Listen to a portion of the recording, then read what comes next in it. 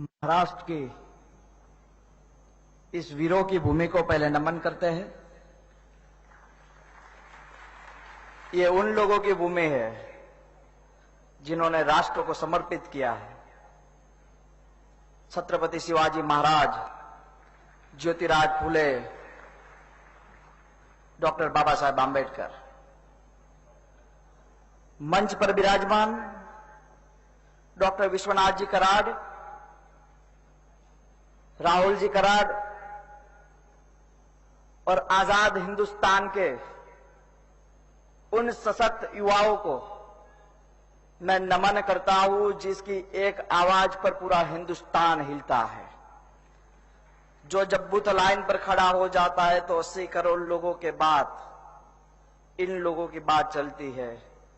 संसद में तो नहीं जा सकते, इस संसद में बैठकर देश का भविष्य का निर्माण कर सकते हैं। आरक्षण के मुद्दे पर बोलना है, लेकिन करके साहब और विनोद जी ने सारी बात कर दी है। गांव से आते हैं, किसान के बेटे हैं, इतनी ज्यादा अच्छी बात नहीं कर सकते किसी पॉलिटिशियन की तरह। जो सच लगता है वो बोल देते और उसी की वजह से 9 महीने जेल में रहने पड़ा था। आरक्षण व्यवस्था, किस आरक्षण व्यवस्था की बात करते हैं?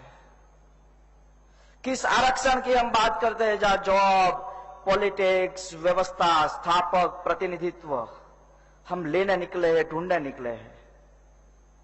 हम किसी एसटी, एससी, ओबीसी समाज का विरोध नहीं कर रहे हैं। हम जनरल कैटेगरी से बिलोंग करते हैं, लेकिन हम एसटी, एससी, ओबीसी समाज का विरोध नहीं करते।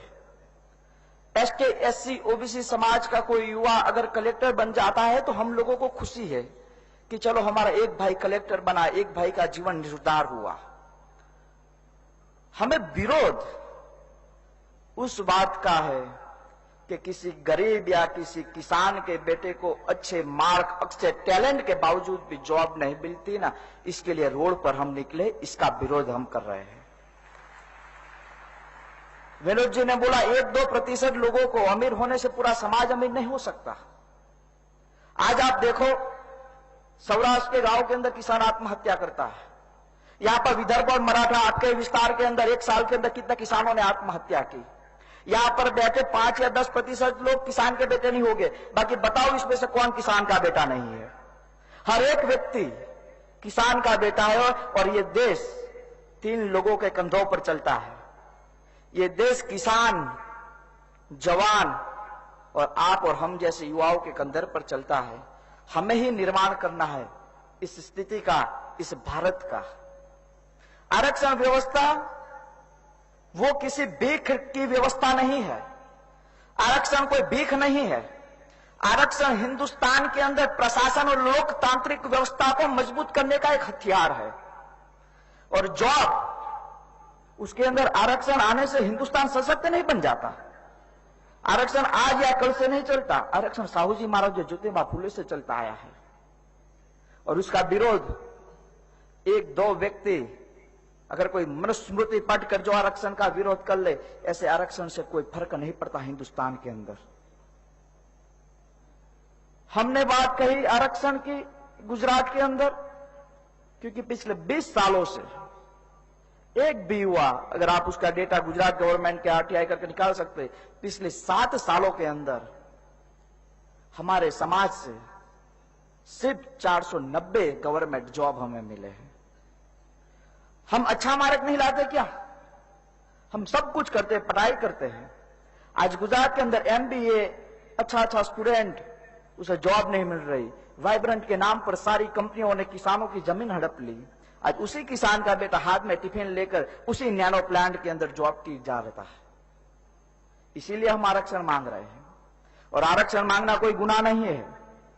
हमारे आरक्षण से कई लोगों को यहां दिक्कत होगी कि आपने हिंसा करवाई थी गुजरात के अंदर। Are you sure? आप सभी को यही है ना प्रॉब्लम? हिंसा कैसे कहते हैं? आरक्षण मांगना पूरे हिंदुस्तान के अंदर हर प्रदेश में देखो। गुज्जर आरक्षण आंदोलन हुआ, जाट आरक्षण आंदोलन हुआ।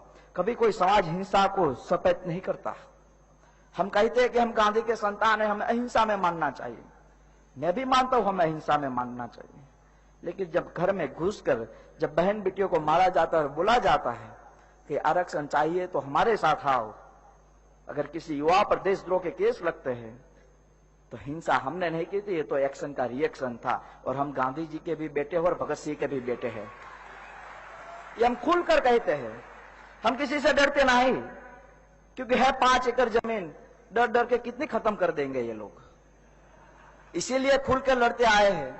और मैं कहता हूं, यहां पर कई मेरी उम्र, मैं तो आपसे भी छोटा हूं, 22 साल का हूं, लेकिन कई बात होती है कि आरक्षण मांग रहे 4-5 जाति, तो यहां से कहता हूं हिंदुस्तान के अंदर हमारा एक ही नारा है कि हिंदुस्तान के अंदर जिसकी हिस्सेदारी है, जिसकी जितनी संख्या है, उसको इतना आरक्षण मिलना चाहिए। पूरे आरक्षण व्यवस्था को हम आराम से हिंदुस्तान को विश्व गुरु बना सकते हैं, समझे आप। जिसकी जितनी हिस्सेदारी, उसको इतना भागीदारी आरक्षण के जरिए मिलनी चाहिए, चाहे वह ब्राह्मण हो, क्षत्रिय हो, दलित हो, कोई भी समाज क्यों ना हो। इस देश के अंदर हमें विश्व गुरु बनाना है इस देश को।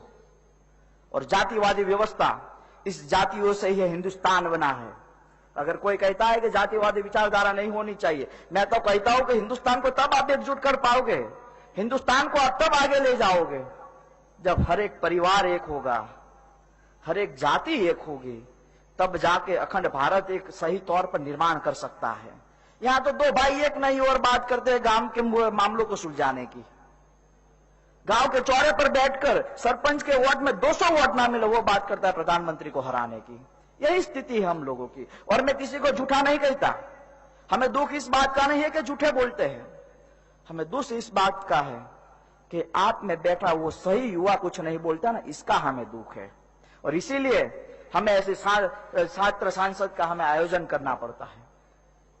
हम युवाओं की बात करते हैं, युवाओं को आगे ले जाने की बात करते हैं। मैं चाहता हूं कि हिंदुस्तान का युवा चाहे वो प्रधानमंत्री बने, चाहे संसद में बैठे, लेकिन बात जब होती है तो महिलाओं की होनी चाहिए, किसानों की होनी चाहिए, युवाओं की होनी चाहिए, और तब जाके ये देश खूब आगे जाएगा। आरक्षण क्यों मांगना पड़ा हमें? आप अपने दिल से प्रश्न पूछिए, आरक्षण क्यों मांगना पड़ा? क्या हमारे देश के अंदर, मैं किसी जाति या किसी पार्टी का, किसी व्यक्ति का विरोध नहीं करता, लेकिन क्या आप अपने आप को पूछे कि हमारे देश के अंदर मेक इन इंडिया की जरूरत है या मेड इन इंडिया की जरूरत है? हमारे देश के अंदर कौन सी हमें स्थिति को सुधार कर दिया है कि हमें हर शहर के अंदर मांगना पड़ा, और हम उसमें गलती नहीं कहते। हमने 60 साल की आजादी के अंदर ऐसा कुछ नहीं मांगा हिंदुस्तान से। हमने 60 साल की आजादी के अंदर कभी रोड पर आकर ऐसा मांगे नहीं की। हमने पहली बार आरक्षण व्यवस्था की मांग की है, और हम यहां से भी कहते हैं आरक्षण तो हमें मिलने वाला ही है, उसको कोई रोकने वाला नहीं है। आरक्षण लेकर रहेंगे, उसके लिए हमें जितना भी तरसना पड़े तरसेंगे, अहिंसा के मार्गों पर जितना रोड पर निकलना पड़ेंगे लड़ेंगे। हम कल ही गुजरात के अंदर एंटर हुए हैं, पता नहीं गुजरात को क्या लगाव था, 6 महीने गुजरात से बाहर लगा दिया था। देशद्रोह का केस था 9 महीने का, और 6 महीने गुजरात बाहर लगा दिया। अगर इस देश का युवा अगर हक मांगता है और देशद्रोह को लगा दिया जाता है, तो मैं मानता हूं तो आप सभी भी देशद्रोह हो सकते हैं, क्योंकि ये छात्र संसद में आने वाला हर एक युवा अपना हक मांगने आया है। और देशद्रोह के केस, राष्ट्रभक्ति के केस, पता नहीं आजकल पीएचडी की कॉलेजेस ज्यादा शुरू हो गए, हर किसी को देशद्रोह और देशभक्ति की सर्टिफिकेट बांटने लगे हैं लोग। और अच्छी बात है, ये देश हम जैसे युवाओं से निकलता आया है। मैं विनती करता हूं सभी से कि आरक्षण व्यवस्था पर आवाज उठाइए, आरक्षण व्यवस्था के साथ एक खड़े हो जाइए, किसी व्यक्ति किसी समाज का विरोध मत कीजिए। मैं और आप सभी एक ही समाज से आते हैं, वो एक समाज है किसान समाज, और हम सब किसान के बेटे हैं, और ये देश किसानों से चलता है। और इस देश के लिए हम सभी को एकजुट होना पड़ेगा। आरक्षण तो एक प्राथमिक मुद्दा है अपने अपने समुदाय के लिए, लेकिन जब आरक्षण की व्यवस्था से जब हम बाहर निकलते हैं तो ये देश हम सभी का है, हमें सभी को साथ मिलकर कुछ अच्छा करना है। यहाँ पर हम आए हैं, आप सभी का हम धन्यवाद अदा करते हैं कि आप सभी लोग कुछ अच्छा सोच रहे हैं इस देश के लिए, अपने के लिए। और मैं मानता हूं कि सच बोलना सीखिए सर जी, बैठकर घर में बैठकर या कॉलेज में बाइक पर बैठकर किसी को देखना वो सच नहीं हो सकता। इस देश को आगे ले जाना है। हर रोता है हर एक किसान। गांव में जाइए, यहाँ पर महाराष्ट्र के सभी लोग हैं, विदर्भ और मराठा में देखिए क्या हाल है पानी नहीं मिलने की वजह से। तो ये काम करना है हमें। जीएसटी, एफडीआई या मेक इन इंडिया की जरूरत नहीं, हमें मेड इन इंडिया की जरूरत है, स्वदेशी इंडिया की जरूरत है। और तब जाके हमारा भारत माता की जय हम बोल सकते हैं। बाकी बोलने से कोई फर्क नहीं पड़ता, यहाँ से भी मैं बोल दूंगा भारत माता की जय, हम सब बोल देंगे। लेकिन भारत माता की जय तभी सही हो सकता है जब हम एकजुट हो सकते हैं, एकजुट बनकर इस देश के लिए निकलेंगे, इस लोकतांत्रिक के लिए निकलेंगे और हमें एक अच्छा कार्य करना है। मैं ज्यादा नहीं बोलूंगा, क्योंकि अगर यहाँ से बोलूंगा और कुछ ऐसा बोल दिया फिर भी चलेगा, भारतीय छात्र संसद में ये बोल दिया। हमें अच्छा बोलना नहीं आता, जो है सही बोलता हूँ। जब भी हमारे लायक काम हो, किसानों के लिए काम हो, आपके लिए, युवाओं के लिए काम हो, मैं आपके साथ खड़ा हूँ। और महाराष्ट्र में जो आरक्षण आंदोलन चल रहा है उसके समर्थन में मैं हूं। जिसको जो बोलना है बोल सकते हैं, जिसको जो कहना है कह सकता है। इस देश के अंदर आरक्षण व्यवस्था के साथ मैं खड़ा हूं। आरक्षण व्यवस्था का अगर कोई विरोध करेगा तो उसके सामने मैं खड़ा रहूंगा। आरक्षण व्यवस्था का विरोध नहीं हो सकता। आरक्षण व्यवस्था हमें किसने दी है उसका पूरा इतिहास जानना पड़ेगा। पिछले 60 सालों से आरक्षण व्यवस्था को कोई समझ नहीं सका, तो मैं यहाँ से 5 या 10 मिनट के अंदर आरक्षण व्यवस्था की सारी सिफारिश मैं आपको नहीं समझा सकता। लेकिन यहाँ पर बैठे सभी ओबीसी समाज हो या जनरल कास्ट के हो या एसटी समाज के लोग हो, मैं आपसे विनती करूंगा कि मंडल कमीशन की जो सिफारिश है, हमें नहीं मालूम कि क्या है वो किसी को, लेकिन मंडल कमीशन की जो सिफारिश है उस देश के अंदर अगर सही तरीके से लागू हो जाएगी, मैं दावे के साथ कहता हूं कि ये देश विश्व गुरु बन जाएगा। धन्यवाद। छत्रपति शिवाजी महाराज के। यहाँ तो संसद में बैठे, हमें दिल्ली की संसद तक पहुंचानी है आवाज, क्योंकि सही सुशासन तो छत्रपति शिवाजी महाराज ने दिया था। छत्रपति शिवाजी महाराज के। धन्यवाद, आभार।